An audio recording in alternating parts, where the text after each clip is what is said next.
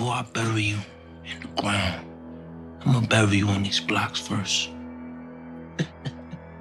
Judge, jury, executioner, all them corners is mine now.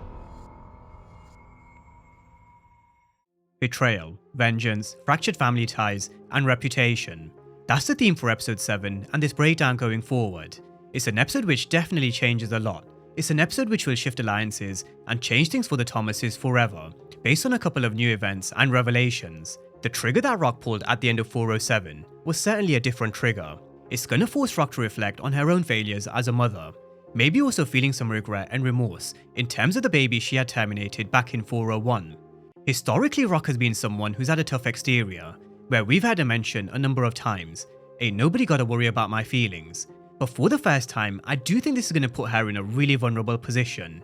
But she's going to be vulnerable both on a personal and a business level. So, she's also grappling with a weakened organisation, also coming to terms with the person being behind the hits, being someone she thought to be dead. Kanan's still on the hunt for answers for Famous, although I do think this may potentially be a red herring. Rock's reputation may end up leading Kanan to think this situation is connected to Famous, which it could very well be or may not be. We definitely can't blame him for thinking so, based on Rock's reputation and what she's done before, which is going to be one of many hot topics for this breakdown. But with everything that happened with Joyce Thomas, Kanan thinking his mom is behind Famous's death, Unique making his move, and also his meeting with Snaps and Pop, which the writers are keeping a secret for now. Episode 7 really did have some game-changer moments that will change season 4 going forward. So, as usual, we're going to be diving into all the main talking points, focusing on the themes of betrayal, vengeance, fractured family ties, and also reputation. We're going to be running through all the clues, Easter eggs, and all the main conversations from All Things Raising Kanan, episode 407. Allow me to reintroduce myself. Nothing I'm gonna say gonna make sense of this shit, so I ain't gonna say nothing at all. Let me just shut the fuck up. Now, episode 7 picks up right from where episode 6 left off. For a change, the older Kanan had nothing to tell us at the beginning of the episode or at the end. In his words, he decided to shut the fuck up and let the story unfold. So, right at the end of 406, we saw Unique finally coming face to face with Rock, where she looked like she saw a ghost. She looked confused, and I think for a moment she probably even questioned, is this even real? This is a man who she had a war with back in season 1, someone who she ended up working with and also saved her in season 2, and then ended up having a romance with in season 3. Their relationship took a complete turn, until he was supposedly killed by Ronnie Mathis in 305. At least that's what Rock and everybody else thought, including law enforcement. In the timeline, it's been 6 months, so you saw how spooked she was. You saw the look on her face as if she was questioning whether it was real. But once he came up all close and personal, there was no doubt. She wasn't dreaming, she wasn't hallucinating.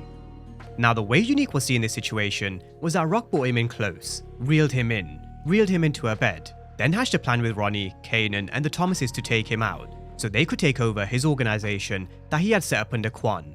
She then took out loose threads such as Ronnie and Detective Howard. That's what he thinks, which goes back to 401. He had the complete wrong end of the stick, because he's been seeing things from the wrong lens, the wrong perspective, and also because he's not 100% right in his mind. I mean, the doctor did warn us back in 401, but also because Rock does have a history and a reputation of doing this kind of stuff. And he did actually mention both High Post and DEF CON. High Post. Post will be dead in a year. Someone lit his ass on fire for telling. Yes, you did, just like you did the fucking High Post. Right? That's what you do? You bring them in and then you kill them? And you take what's theirs?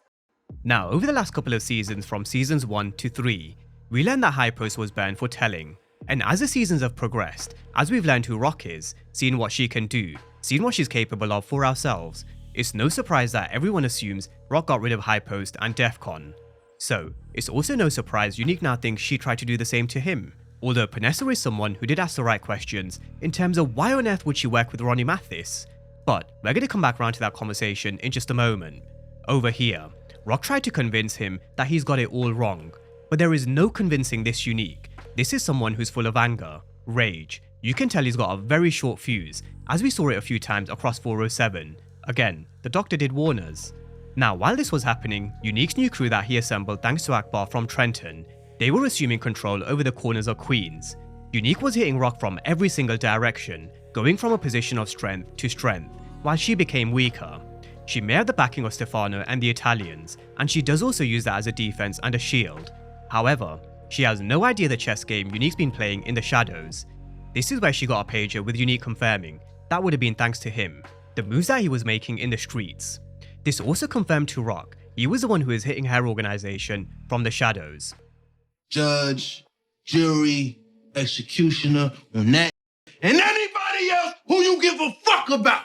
Unique's been hitting Rock as a ghost from behind, but he made it pretty clear he was done being dead. He was going to attack her head on, and he also made it known that he was the one who killed Andre Barnes. Even though Rock knows that whoever was backing Unique was holding him back, he's more dangerous than ever before, and it's going to be a complete different war to that of season 1.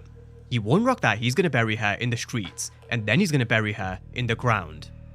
Now, this situation really is complex because there were genuine feelings here for one another.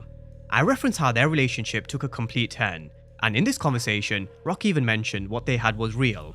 However, it does go deeper because of Rock's pregnancy back in 401. She didn't mention it in this conversation, but later on, you do have to wonder whether it is something that may pop up in conversation between them. Even though she is someone who's historically repeated a number of times, nobody's got to worry about her feelings. I do think we are going to see a more vulnerable side to Rock, which has been teased by Patina Miller. Now the following morning, we see the Thomases come together, minus Lou. He does come a bit later on. You've got Marvin wanting to hit Unique back with force. The problem they have at this moment in time though, Rock said it herself. She doesn't know who's backing him. They can't attack him without knowing who's in his corner. They don't know the full chain of command, and attacking him at this moment could potentially risk an even bigger problem. At this moment in time, they had all of these questions, but not enough answers. However, one answer we did actually get was that Unique wasn't the one responsible for Famous's death. Jukebox questioned whether he could have been the one to take out Fame, but the way Unique was moving, how he was so happy to claim the body of Andre Barnes, and also the hits to Rock's organization, how he's so happy to hit Rock head on. He would have been singing loud and proud about Famous if he was the one who was behind his death. You add it to the conversation between Duke and Kanan a bit later on, I think we can probably rule out Unique in terms of who killed their best friend. I was never the biggest fan of this theory anyway. Earlier on in the week, I mentioned let's keep him on the watch list for sure, until they either throw more suspicion on his name or rule him out completely. Well, the writers do seem like they're really emphasizing on the fact that it isn't Unique, and making us look in the direction of Rock and law enforcement, but we're definitely going to get to that later on. But after episode 407, I think we can definitely rule out Unique. Now we also had Kanan talking back to Rock. Kanan was talking about how she should make those beneath her feel safer. But Rock checking Kanan, I do think that sometimes needs to happen. Again, something very similar with Tariq in Book 2 Ghost. I'm glad Tasha checked him when he said Ghost wasn't smart. Marvin's right, sometimes they do need a belt. Although I do think some of you would probably argue Tariq needed way more than a belt. Wake up. I said wake the fuck up. Sleepy time's over, little motherfucker. Let's go. Now with Kanan, I do think it's way too late. We know that Rock isn't the greatest of mothers. That's not an opinion, it's a fact. But you do look at some of the things that Kanan has done dating back to season 1. He's made a lot of mess that Rock did have to clean up. And in fact, a lot of it did start from Kanan and D-Wiz killing Buck 20 over corners that Rock had already given up in the peace deal with Unique. As Marvin said a few times, the way Kanan talks is bang out of order. Although from Duke's point of view, he's grown, they need to listen. And who knows, maybe a bit later on, Kanan might be the one with a plan, just like he turned on Ronnie. It is a season where Kanan is stepping up and making the man's move, so is Duke. They're both turning from pups to wolves. So let's see if they do listen to Kanan a bit later on. I do think the situation is a lot more complex, because of how we now think Rock has something to do with his best friend's death. Even if she didn't, Rock's reputation will definitely go against her. Now as Lou came over to see Rock, Rock mentioned that he isn't moving the way he's moving without having some serious backing behind him. But Lou said that they need to make him dead again, straight up. He didn't beat around the bush, and this is the Lou we all know from season 1. He might love doing the other thing with music, and he may love being in the studio, but he said it back in 401. He won't let Marvin down, and also like he said at the back end of season 1, he will fly the Thomas family flag until he's dead in the ground. He knows that Rock has been there for him in his darkest moment, and if Unique is fucking with the Thomases, he's definitely going to be there to have their back. So definitely one to keep an eye on. I do think at some point in episode 8, 9 or 10, the gangster Lou will definitely return. In the meantime, Rock does know that someone is holding him back, but they need to get those answers and then come up with a battle plan. Now elsewhere with Lou, we did see him with Imani Okoye, where he was explaining the situation with Jessica. It was just two people coming together who were hurting over the same thing, Famous's death. And you can actually really tell Lou actually really does care about her. He's finally found someone with the same vision. But will it end well? Definitely just one to watch. Now with Panessa, over the last few months, Unique's been keeping a low profile, but he's also been delivering money to Panessa. For the first time in over 6 months, he finally showed his face. Of course, she was over the moon. She had the complete opposite reaction to Rock, because this is someone she clearly loves, and is also the father of Jerome. He told Panessa she was right all along, which goes back to their conversation from back in 305. Rock was the reason why he went to jail for shooting a cop. They also took a shot at him when he was with Jerome. But despite everything they think of Rock and what they know of, or assume she's done in the past in terms of DEF CON and High Post, Panessa still questioned what we've been questioning for a while. Rock working with Ronnie makes no sense. Ronnie absolutely hated Rock's guts. His favourite 2 words were, "fuck Rock." But Unique's got it so twisted in his mind. Even though he has Panessa telling him, logically Rock working with Ronnie just doesn't add up. This is where Unique absolutely lost his mind. And you can tell that he might be back. He might be back to wearing his flashy clothes, his chains, his fur jackets, but his mind definitely still isn't 100% right. He's got a very short fuse.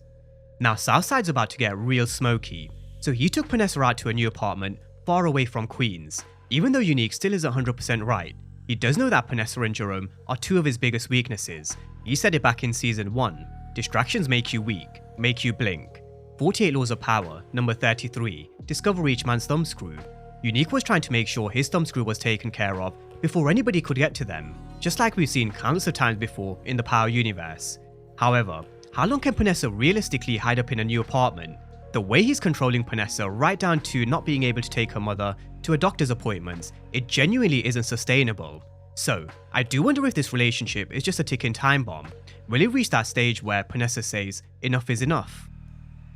Now Unique wasn't just controlling Panessa, he was also assuming control over the streets. He's directing all of Rock's businesses over to his, and just like Stefano mentioned in his conversation with Rock and Marvin, who's to say Quan won't give up all the Chinese restaurants to Unique? I wouldn't be surprised if that's already happened, which puts Rock in a really difficult position. Hair product is drying up, Unique's taking control over the corners. By the looks of it, Quan even may have given up some of the Chinese restaurants, which Stefano did warn. But by the time Rock gets her delivery from Hafiz and the Afghans, how does Rock even plan to move her product with a weak infrastructure? Big problems ahead for Rock, that's for sure. Now speaking of Rock, we did see her and Marvin coming to visit Snaps and Pop. For all their power, respect, and powder they used to run back in their time, the things they hear in the streets, even they had no idea about Unique. He kept a very low profile. But again, circling back around to the beginning, this is where Rock's reputation definitely precedes her. Even though we know Rock had nothing to do with what happened to Unique, the whole situation that Unique seems to have conjured up in his mind, Pop even said, it does actually sound like something Rock would do. Again, her reputation isn't exactly the best. Now, why they were here, I think they wanted to make sure they had the backing of 2 very powerful people like Snaps and Pop. Rock and Marvin know they're up against one formidable force in Unique. You look at the beef that they had back in season 1, at times Rock was toying with Unique. Back in season 1, he was playing checkers while Rock was playing chess. This time around, Unique's the one who's in pole position. But Snaps and Pop, their business is with Kanan, not Rock, and I think they're going to do what they feel is right for them. At this moment in time, they've had this conversation with Rock, and now they've also had this conversation with Unique, which we as the audience weren't privy to. We did see Unique paying Snaps and Pop a visit a bit later on in the episode, but we don't know what was said, we don't know what deal they could have potentially agreed to, what kind of proposal Unique put on the table. Now put yourself in Snaps and Pop's shoes. You're retired, but you love the money to keep rolling in. As Snaps mentioned, it could be trouble or it could be an opportunity. If you were to back either one of Rock or Unique at this moment in time, who would you back? Now you would never bet against Rock, definitely would never bet against Rock, but at this moment in time, I do think the safe bet for Snaps and Pop would potentially be Unique. Could they potentially be sensing an opportunity in all the chaos? Like Mackay Curtis teased, this season is definitely a chess game, and everyone's playing, including Snaps. Now following on from Rock and Marvin's meeting with Snaps and Pop, they then went over to go see Stefano, where he mentioned that it can't be any of the crime families across the 5 boroughs of New York backing Unique, they're all in line. The only thing that he could think of is those guys across the pond, New Jersey, which is run by Phil Russo. They've definitely got a bone to pick with Stefano because of everything that went down with Sal Baselli back in season 3. Phil Russo can't go directly at Stefano, but if he were to use Unique like a pawn and do his bidding for him, that's basically like fighting this proxy war which Stefano mentioned. Now, I have been talking about the Italian crime families a lot more in season 4, because when it comes to these mafia bosses, they just simply can't be trusted. We've been saying it since 401. If Stefano had an opportunity to save himself by throwing Marvin under the bus, what do you guys think he would do?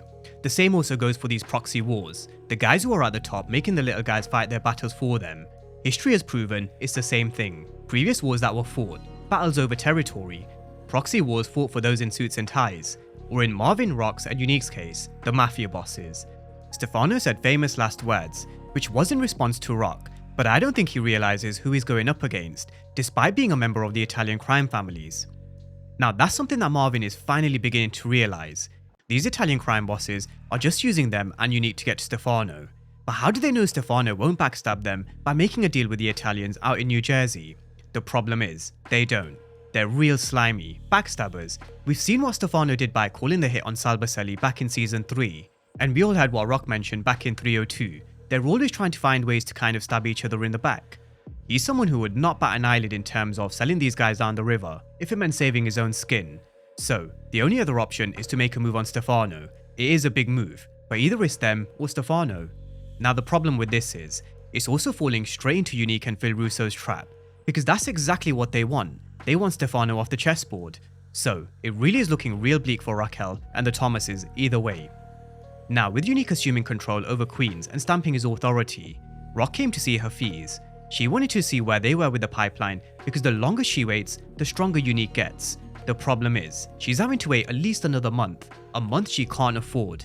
If Unique wasn't around, maybe they could stretch their product and probably make it work. The problem is, Unique is already eating into a pipeline, and in these next few weeks, he's only going to get stronger. Big problem for Raquel and the Thomases. But let's move on to all things Kanan and Duke. Now with Kanan, he mentions that he's not scared of Unique. He took his brother out and he'll take him out too. I mean, I love the confidence. The Kanan that we saw on Power was strong, powerful, a strategist, a chess player, and a cold-blooded killer.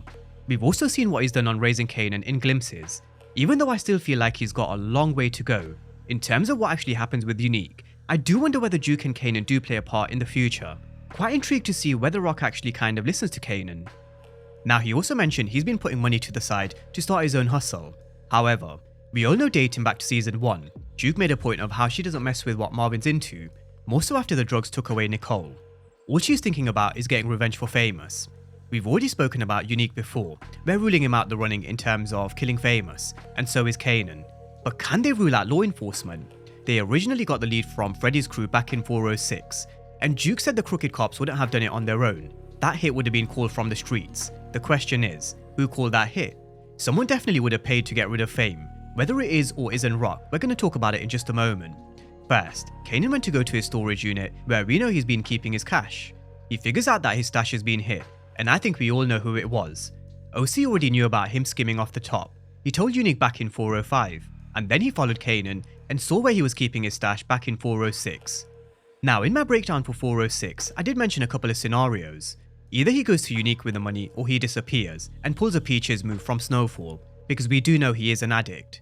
Now just on a quick side note, I am beginning to question how on earth is Unique paying for everything, especially this fancy new apartment. Sure, he did hit Rock's stash, he's got a bit of backing from Phil Russo and Quan, he's now got his operation up and running, but I do wonder if OC gave the cash to Unique and Unique got rid of a loose thread that he had no more use for, or did OC actually pull a Peaches move? Because at this moment in time, nobody seems to know where he is. Let's see.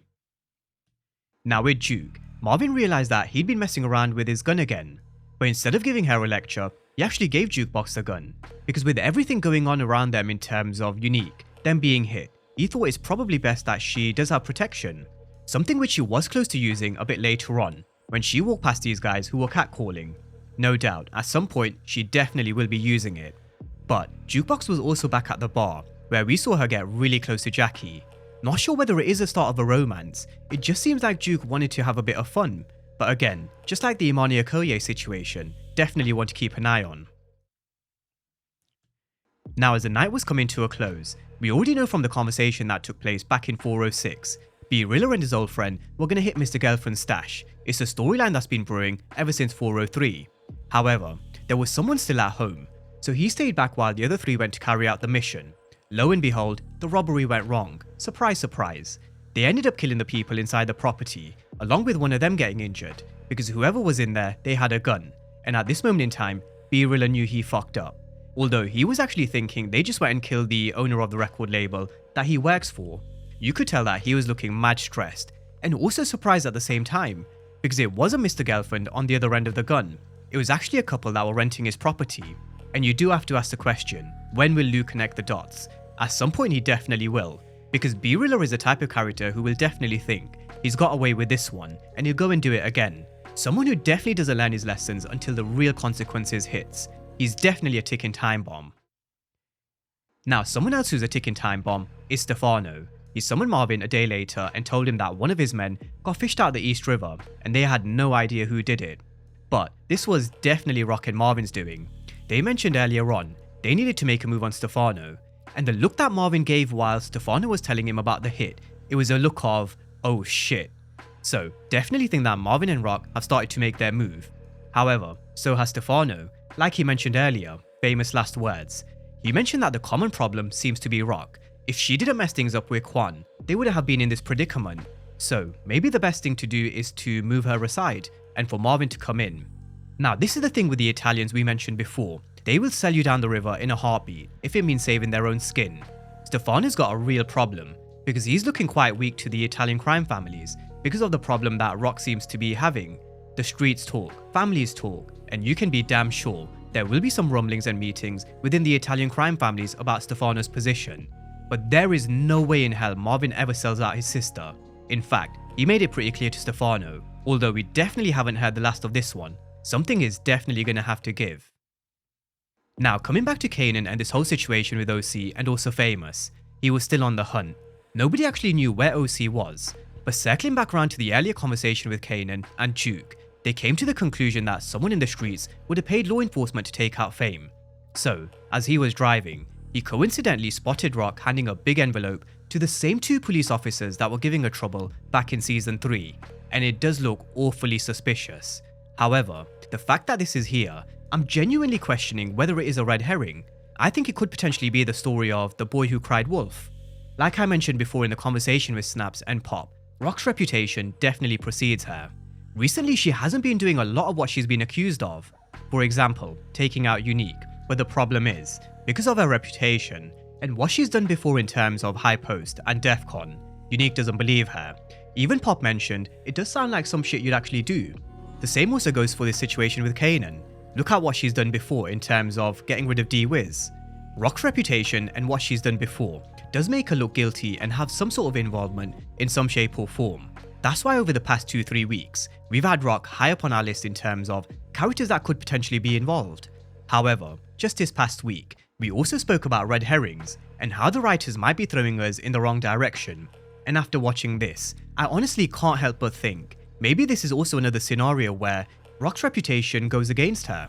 Could Crystal also look at the situation with Rock and genuinely think, hold on a sec, if Rock is capable of doing this to Famous, not saying that Rock is responsible, but in Crystal's mind, if she believes that Rock was the one who was behind what happened to Famous, what could she do to me? This is why I mentioned a while back, Crystal is a very intelligent girl. As much as she loves Kanan and has his back, will she look at the situation and think, I can't do this?